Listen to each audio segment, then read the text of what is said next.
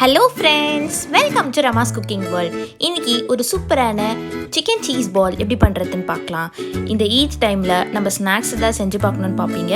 அப்ப நீங்க இந்த ரெசிபி ட்ரை பண்ணி பார்க்கலாம். இந்த ரெசிபி பார்க்கிறதுக்கு முன்னாடி மறக்காம நம்ம சேனலுக்கு சப்ஸ்கிரைப் பண்ணி அந்த பெல் ஐகானை கிளிக் பண்ணிக்கோங்க. இப்போ நம்ம ஸ்ட்ரெயிட்டா வீடியோக்குள்ள போயிடலாம். இந்த சிக்கன் சீஸ் பால் பண்ணுறதுக்கு ஃபஸ்ட்டு 250 கிராம் போன்லெஸ் சிக்கனை எடுத்துக்கோங்க. ஏன்னா நம்ம கிரைண்ட் பண்ண போகிறோம். போன்லெஸ்ஸாக இருந்துச்சுன்னா கரெக்டாக இருக்கும். இப்போ ஒரு மிக்ஸி ஜாரில் அதை ட்ரான்ஸ்ஃபர் பண்ணிக்கலாம். நான் ஒரு சிக்கனை வந்து நல்லா மஞ்சத்தூள் போட்டு வாஷ் பண்ணி வச்சுருக்கேன். அதில் தேவையான அளவுக்கு salt, 1 tablespoon ginger garlic paste, 1 teaspoon pepper powder, ஒரு பச்சை மிளகாய் இந்த மாதிரி கட் பண்ணி ஆட் பண்ணிக்கோங்க.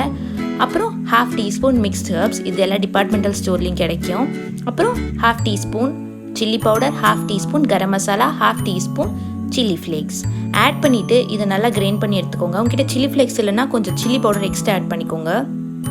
இதை நல்லா கிரைண்ட் பண்ணிட்டோன்னே இந்த மாதிரி மஷியாக பேஸ்ட் மாதிரி ஆகணும். ரொம்ப பேஸ்ட் மாதிரி ஆகாமல் இந்த மாதிரி ஆகணும். பல்ஸ் மோட் யூஸ் பண்ணிக்கோங்க. இப்போ இது கொஞ்சம் ட்ரை ஆக்கிறதுக்காக நான் 1 டேபிள் ஸ்பூன் கார்ன்ஃப்ளவர் ஆட் பண்ண போகிறேன். கார்ன்ஃப்ளவர் ஆட் பண்ணி ட்ரை ஆக்கிக்கோங்க. உங்களுக்கு ரொம்ப வெட்டாக இல்லைன்னா நீங்கள் கார்ன்ஃப்ளவரை ஸ்கிப் பண்ணிக்கலாம்.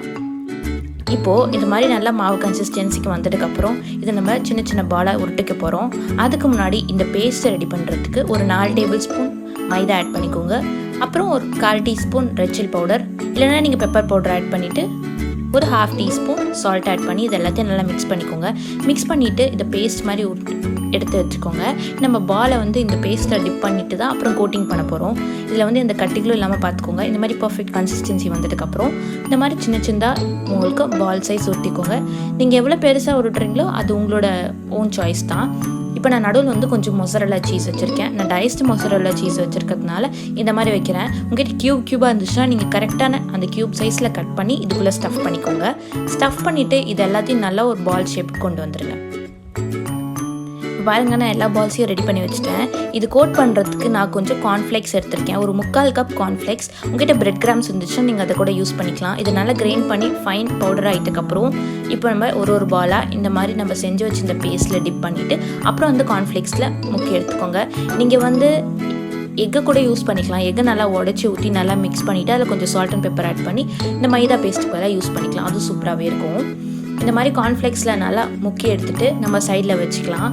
பிரெட் கிராம்ஸும் இதுக்கு சூப்பராக இருக்கும். நீங்கள் கார்ன்ஃப்ளேக்ஸ் இல்லைன்னா பிரெட் கிராம்ஸ் யூஸ் பண்ணுங்கள். எங்கிட்ட கார்ன்ஃப்ளேக்ஸ் இருந்துச்சு, நான் கார்ன்ஃப்ளேக்ஸ் யூஸ் பண்ணிட்டேன். இதே மாதிரி நம்ம ரெஸ்ட் ஆஃப் த பால்ஸ் எல்லாத்துக்குமே நம்ம அதே ப்ராசஸ் பண்ணி செஞ்சு வச்சுக்கலாம். இதே மாதிரி நீங்கள் செஞ்சுட்டு இது ஃப்ரீசரில் ஒரு 1 ஹவர்லேருந்து 45 மினிட்ஸ் வரைக்கும் நீங்கள் ஸ்டோர் பண்ணி வச்சுக்கலாம். இல்லைனா நீங்கள் இது மாதிரி ஃபஸ்ட்டே செஞ்சு வச்சுட்டு அப்புறம் எப்பப்பெல்லாம் தேவைப்படுதோ அப்போ நீங்கள் ஃப்ரீசர்லேருந்து எடுத்து கொஞ்சம் நேரம் வெளியே வச்சுட்டு அப்புறம் ஃப்ரை பண்ணி கூட நீங்கள் சர்வ் பண்ணி கிட்ஸ்க்கெல்லாம் சர்வ் பண்ணி என்ஜாய் பண்ணலாம். இதை வந்து நீங்கள் ஒரு 15 டேஸ் வரைக்கும் நீங்கள் ஃப்ரீசரில் ஸ்டோர் பண்ணி வச்சுக்கலாம். அது வரைக்கும் சூப்பராகவே இருக்கும். பாருங்கள், நம்ம பால்ஸ் எல்லாம் ரெடி ஆகிடுச்சு. இப்போ நம்ம ரெஃப்ரிஜரேட் பண்ணிடலாம். ஒரு 45 மினிட்ஸ்க்கு நான் ஃப்ரிட்ஜில் வச்சு எடுத்துக்கிறேன். மெயினாக ஃப்ரீசரில் வச்சு எடுத்துக்கிறேன். இப்போ 45 மினிட்ஸ் கழிச்சு நம்மளுக்கு ஃப்ரை பண்ணுறதுக்கு தேவையான அளவுக்கு ஆயில் ஆட் பண்ணிக்கோங்க.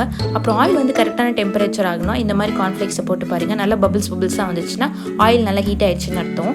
இப்போ நம்ம ஒரு பாலாக இதில் ட்ரான்ஸ்ஃபர் பண்ணி நல்லா குக் பண்ணிக்கலாம். இது 7 மினிட்ஸ்க்கு நல்லா மீடியம் ஃப்ளேமில் குக் பண்ணிக்கோங்க.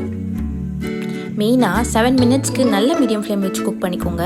அப்போ தான் வெளியும் சீக்கிரமாக கோல்டன் ப்ரௌன் ஆகாது, உள்ளேயும் சிக்கன் நல்லா வேகும். சிக்கன் வெந்தால் தான் நம்மளுக்கு சூப்பராக இருக்கும் சாப்பிட்றதுக்கு. அதனால் அதை நீங்கள் கேர்ஃபுல்லாக பார்த்துக்கோங்க. இப்போது 7 to 8 மினிட்ஸ் கழிச்சு இந்த மாதிரி நல்லா நம்மளுக்கு குக் ஆகிட்டதுக்கப்புறம் இதை நம்ம ஒரு பிளேட்டில் ட்ரான்ஸ்ஃபர் பண்ணிக்கலாம். இப்போ பாருங்கள், நான் உடச்சி காட்டுறேன் எவ்வளோ உள்ளே நல்லா சீஸியாக இருக்குன்னு. உங்களுக்கு எவ்வளோ அதிகமாக சீஸ் வேணுமோ அவ்வளோ அதிகமாக சீஸ் வச்சு சாப்பிட்லாம். எனக்கு கொஞ்சம் கம்மியாகவே போதும், நான் கம்மியாக வச்சுருக்கேன். இந்த ரெசிபியை கண்டிப்பாக ட்ரை பண்ணி பாருங்கள், ரொம்ப சூப்பராக இருக்கும். இந்த ஈத் டைமில் கண்டிப்பாக நீங்கள் ட்ரை பண்ணி பாருங்கள், சூப்பராக இருக்கும். நீங்கள் யார் வேணாலும் எந்த டைமில் வேணாலும் இந்த மாதிரி செஞ்சு வீட்டில் இருக்க குழந்தைங்கலேருந்து பெரியவங்க வரைக்கும் எல்லாருக்கும் கொடுத்து என்ஜாய் பண்ணலாம். வெளியே போய் நம்ம ஃபாஸ்ட் ஃபுட் சாப்பிடாம வீட்லேயே நம்ம கொஞ்சம் ஹெல்த்தியாக செஞ்சு சாப்பிட்லாம். இந்த ரெசிபி உங்களுக்கு பிடிச்சிருந்ததுன்னா லைக் பண்ணுங்கள், கமெண்ட் பண்ணுங்கள். மறக்காமல் நம்ம சேனலுக்கு சப்ஸ்கிரைப் பண்ணி அந்த பெல் ஐகானை கிளிக் பண்ணிக்கோங்க. Stay home. வெயிட் இந்த 2 வீடியோ உங்களுக்கு பிடிச்சிருந்தா இதையும் செக் அவுட் பண்ணி பாருங்கள். Please do consider subscribing. Bye.